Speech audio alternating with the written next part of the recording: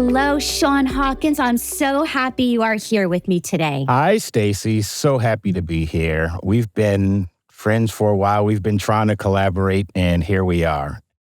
Been looking forward to it. It's true. Yes, when always say when there's a will, there's a way, and here we are. So tell the world, I know how great you are, but let the world know, what do you do professionally? Professionally, I am, in my current role, a program manager for a contact center with Lenovo, and I am responsible for our relationship with our outsourced vendor. So my day consists of contact center escalations, best practices, looking at reports and metrics, a little bit of everything, but I enjoy it tremendously. Now, you've had a good career in contact centers and know a lot about doing it right. And I'm happy to have you here because every company has some sort of support. Customer service is the formal name we've always known it to be, but it's a huge part of the customer journey. So let's start with your background and why is it so important? And why are you passionate about people getting it right? Wow. My background particularly, I started off as an agent. It's probably been almost 20 years now. And surprisingly, I realized I really enjoyed being in the contact center. I love talking to people, solving problems. But as you move away from the phones and you see some of the other opportunities that are there, they always fascinated me, working with data, problem solving, the technology skills that are needed to staff and have the right equipment, the right tools. That has always been, something that fascinated me. So I think my first introduction to the contact center, I looked beyond where I was at and sort of identified all of these other great career opportunities. And I just decided it was the career for me. I think what I've always enjoyed about customer service, customer experience, and the contact center as a whole is the leadership that I had. Like, I worked with some awesome leaders who really took the time to nurture me, to mentor me. They, just helped me to advance to where I am. What do I like to see? What do I think does it take to make CX right? Leadership. You have to have dedicated leadership who really understand that, we don't just answer phones. It's more than just pick up the phone, help the customer, and then that's it. There's a lot of science behind it. There's math behind it. There's technology behind it. But more importantly, there are people. And, getting the people part right, I think, will ultimately lead to whatever success you're trying to find in your contact center. That's really well said. Wow. I want to take this apart now. So let's talk about the people, and then we'll get to the technology. The people who are on the phones have clear goals. They have to meet the metrics, which a lot of times it's get off the phone. It's hurry up, solve the customer, and get on to the next call because there's a quota for the day. Now, if that's the case, which is very common, at least where I've visited call centers and different companies I've worked at, then how do you really drive customer excellence if you have these metrics like call volume and time spent on phone? How do you actually really humanize business then? It's a good point. Honestly, I put people first. I have been in this industry long enough to know that you can pretty much manipulate your data or your actions to get some of the outcomes that you want from a metric standpoint. The problem with that is it's not sustainable. For example, I'm short-staffed and I can do things that will help me meet my metrics.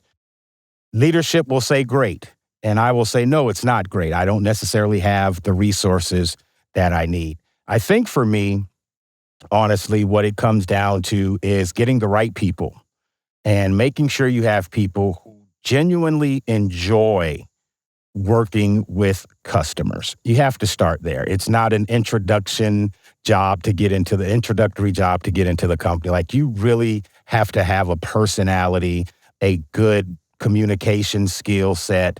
And then from there, I usually try to be very engaging with my staff. I want to treat them the way I want them to treat our customers. Metrics aren't the end all be all. And in all honesty, I don't often discuss metrics at the team level with the team. Very seldom at this point in my career and at the position I'm in do I discuss metrics with team managers. I'm more concerned about what are the agents doing? What are we seeing? Where do they need help? Where do they need resources? If we can eliminate some of the things that are hindering them from getting the best service possible, it's easy for you to understand that you can't push them to quickly answer the phone.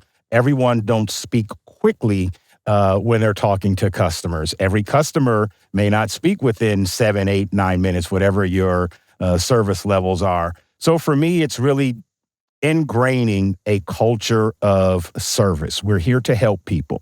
Now, I tell staff all the time, I'm more concerned about the 20-minute call that could have been resolved in 3 minutes versus the 20-minute call that actually led to a better understanding of the customer and company and a better experience overall for that customer.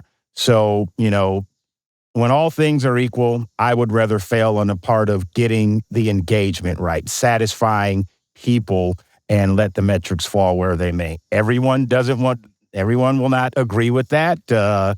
I think I've been blessed in many regards that I have had leadership that has pointed me in that direction. You can always get the metrics, even if you don't.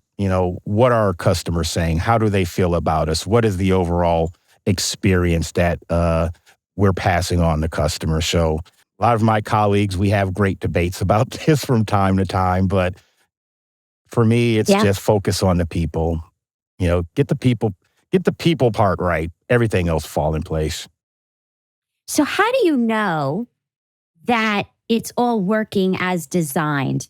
If there's call center leaders listening right now, or people that want to create a support center, what do you recommend so that they can really measure it, know it qualitatively, quantitatively? How do they know?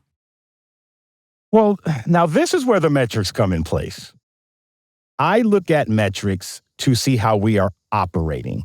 Are we efficient? Are we doing things in the best way to provide the quickest solution for customers with as little effort on their part? So, I think from how do you know if it's right? First of all, what are you measuring?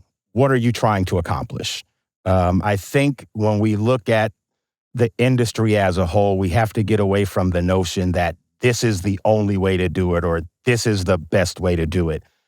Some things remain pretty stable from one organization to the next. You're going to pick up the phone, you're going to answer the email, you're going to go to chat. That's pretty standard. After that, you really have to be personal to who you are. What are your objectives? What are you trying to do as an organization? And how does that fit into where the overall organization is trying to go? So I would say understand what your organization as a whole is trying to do.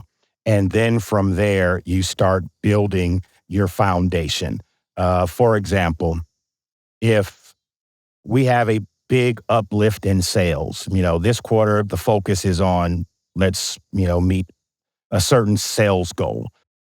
I need to figure out what can we do that we currently are not doing to help us meet that initiative. Again, I tell everybody we don't work in a static environment. It's very dynamic. So if there's one thing that I would, let everyone know, be true to yourself. Understand what you were trying to do and how your contact center helps your organization meet those goals.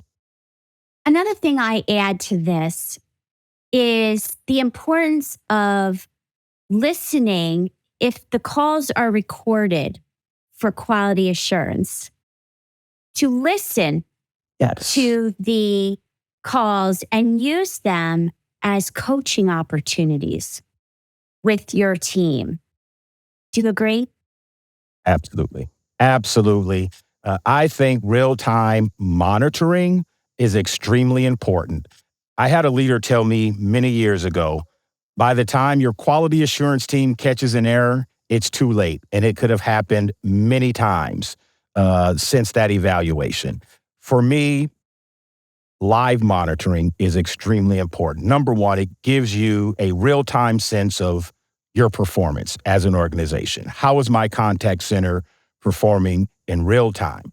Number two, it will allow you to really gauge what's working, what's not working. And more importantly, you can give that instant, immediate, in the moment feedback. Now, most people think feedback is simply telling an agent you did something wrong.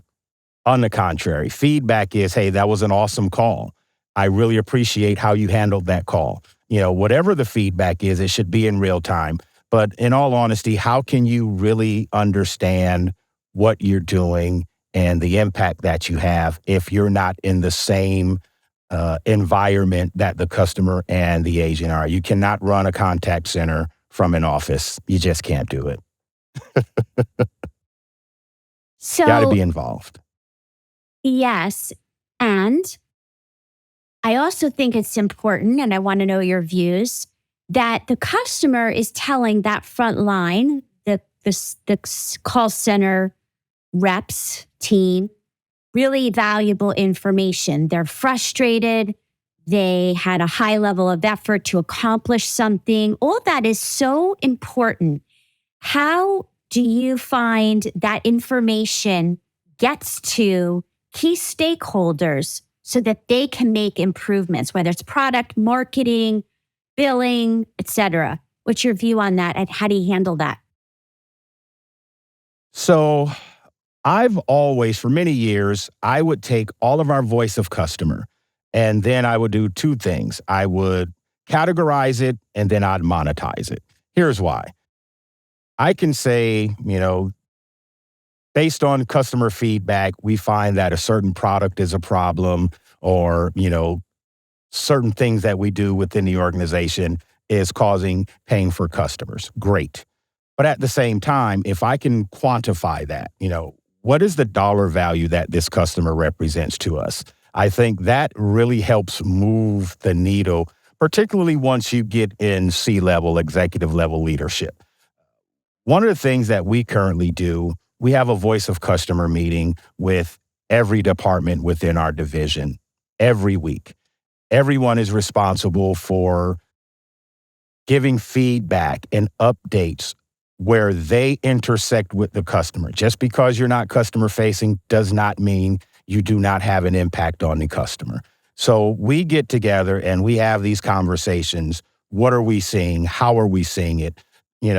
Based on something that another department or another team is doing, these are the things that we're discovering from a contact center standpoint. This is what the voice of customer is representing. That's great, but I think the true win is the action, the follow-up. We can exchange data, we can have these meetings and have conversations, but until there's action plans in place that address what you're seeing, I think it's just an exercise in futility. So I would say gather that information, compile it in a way that it's easily digestible to everyone who has to view it. And I think it should go to everyone who at some point either assists the customer or assists those who are assisting customers, those who are part of the product team, the services team, the marketing team. Everyone involved should have visibility to it and let them take ownership of the things that they actually have control over. And then, like I said, the follow-up. What are we going to do? How can we tackle any problems that we're seeing? When you start getting into that rhythm, what you find out is that you become proactive rather than reactive because now you're thinking, well, as a developer, we can't do this because the customer will appear to, feel this way, or, well, we may not want to charge this price because based on what we've heard last time, whatever the case may be, I think when you start changing the culture, it's usually going to start by letting people know this is an impact that your team has on a customer, and it's the only right thing to do by trying to resolve that problem and, remove any barriers that the customers are facing. So, for everyone listening, Sean just shared how you drive a customer centric culture in action. And you reinforce what I really believe. I go around the company every day and I say, you have a customer experience job, whether you realize it or not. Let me tell you how. So you're Uh-huh. walking that talk. I love it. Yes. Yeah. I think that's the fun part when you're in an organization. You get to let everyone else know, good or bad, this is what the customer is saying. We're doing a lot of great things. There's some things we may not be doing very well, but here's the thing. We actually have ownership and control of our own destiny. We can make the changes that we need to make. And so, that's really what it's all about, taking the information, passing it out to everyone, and then everyone saying, these are the things I want to do to make sure we improve. So Yes. I wish it was that So easy in theory, but it takes lots of work. it really does. I was just having this conversation with another colleague about how we in customer service, customer experience, we need resilience because there's a lot of people first learning the importance of what we do. And there is a Uh-huh. movement happening. So you're right, it is hard, but thank goodness we don't give up. We believe in this and it's proven We can't give to up. matter. No. Right. So I want to dive into employee experience because you and I both have worked for different companies and we have had really great bosses and leadership and tough ones. And I Uh-huh. believe, I wonder if you'll agree that I actually have learned a lot from the good ones, but I even learned more from the bad ones. And it helps me now be a better leader because I learned what not to do. What's your Uh, view? Absolutely. I was just about to say that. I learned from those who taught me what not to do, as well as learning from those who taught me what to do. I think you probably need both. Uh, Ironically, I think the biggest impressions are from those who taught me what not to do. It sort of resonates with you. And for me, it sort of says, make sure you don't do these things. You understood how it felt. You saw the challenges. You saw what it led to. So, it wasn't a great experience. So don't pass that experience on to the people that you're working with and those that you are in charge of. So I totally agree with what you're saying. Now, Boy, if I on could that name note, drop. no, we're not going to do that. But if, No, we don't want to do if, that. no, we don't want to do that. If on the topic of employee experience, and we know that valued, appreciated, included employees perform better. What's your Mhm. perspective on diversity, equity, and inclusion, which is a hot topic in most companies now? Do you see a change happening? What's your perspective? I think that I've seen a change. I can go back maybe 10, 12 years ago. I started really noticing a change. Part of it was based on the leadership that I worked for. Like this was mandated. Like we need to be all inclusive. And I distinctly remember having a conversation, and my executive vice president said, we need agents, we need staff, we need leadership that mirror what our customer base is. Like they need to identify with this company based on who we are and who they are.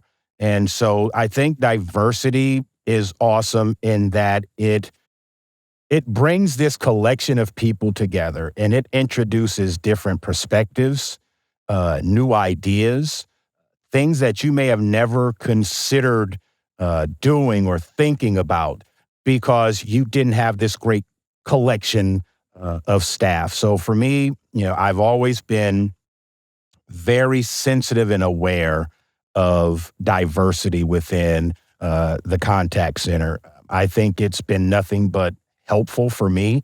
It helps me professionally. It helps me personally. And so when done right, it only makes you a better person overall. We're not just talking about, professionally, just from a personal standpoint. Some of my best friends to this day were people, they don't look like me. We don't necessarily agree on everything. We come from totally diverse backgrounds, but we all have this love for customer experience and customer service and the contact center. And it's sort of the glue that binds us together. And having conversations with all of these varieties of people based on this commonality it sort of introduces you to someone in a way that you probably otherwise would not have had the opportunity to get. So all for diversity in the workplace. Agree. And I see a movement happening because people are asking me questions that they don't know about Oh, my wow. culture, my background, where my grandparents came from. And so there's certain holidays. I Yeah. love that the company's not saying happy holidays as if everybody's generic. We're getting to the Yeah. individual personal, right? I think that's a beautiful thing. I love that. Absolutely. Absolutely. Absolutely. Yes. I speak with my staff now, and just learning about some of the holidays that they celebrate that are totally foreign to me, and I'm quick to go to Google and do a quick Google search to learn more about, some of the things that experiences and, differences that I have with some of my team members. And it really offers an opportunity for us to learn more about one another and have conversations that we probably otherwise would never have. Yes, I agree. So I'm going to come to my last two questions. Okay. One's professional, one's personal. Already? That Yes, was so you fast. and I could talk for days. You know that. But That is yes, we're true. come That to the is end. true. So we'll start with the Okay. professional one. I ask this of everybody on my show. So if you could tell Okay. one thing, one takeaway to all, imagine the CEOs and leaders of all these different brands are in my room. What's the one thing you want them to know? It's not as easy as you think, and it's not as difficult as you're making it. And that's Oh, usually what I tell executives all the time. There's no magic formula to ensuring that our customers are satisfied.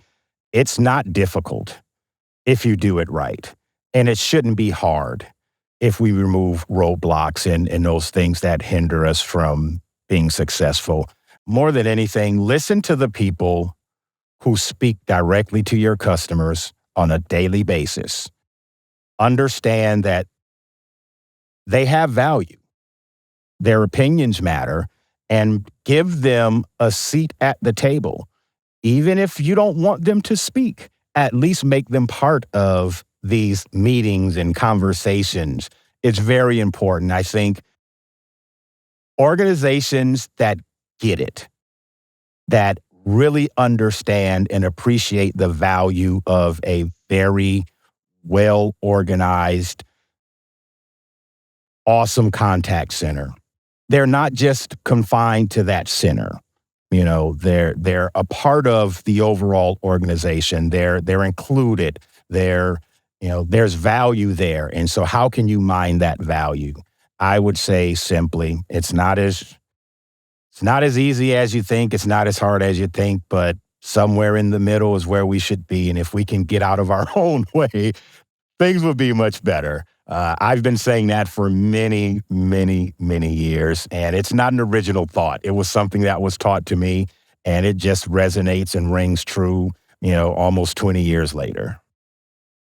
Well, that's what we do. We pay it forward. So I love that. And the last statement Absolutely. is, if you could go back, because we know with age comes wisdom, if you could go back in time to your 20-year-old self, what would you tell little Sean or younger Sean that you know now? One thing or two, but what would it be? This professional, personal, where are we looking at here? Is this a professional advice to my younger self or either? Wow. Either. What you know comes what? up for you?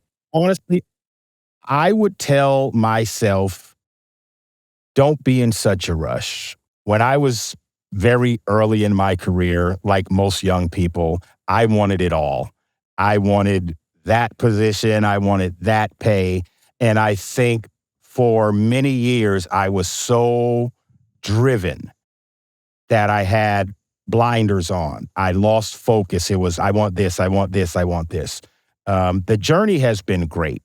What I love most about my experience, it's the people. I remember staff from 20 years ago. I remember customers from 20 years ago. I would say enjoy the experience and enjoy the people that you're interacting with and you're working with, because after all, customer service is about people. And if you're doing it for any other reason, you're probably not going to be satisfied or fulfilled in a way that you thought you would be.